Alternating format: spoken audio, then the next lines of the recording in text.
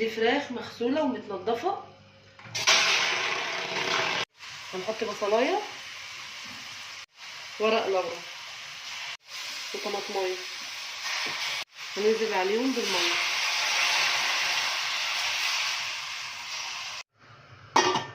القلقاس اهوت انا جبته ونشفته كويس قوي وقطعته من غير ما اغسله. هنغسله بقى دلوقتي. وفي طاسه بقى هنجيب توم، ودي حزمه كزبره وحزمه سلق، هنشوحهم مع التوم كده معلقه سمنه.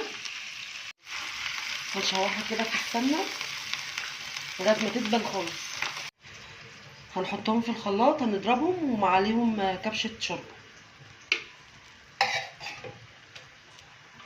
هنطلع بقى الفراخ وهننزل بقى بالقلقاس بعد ما غسلناه.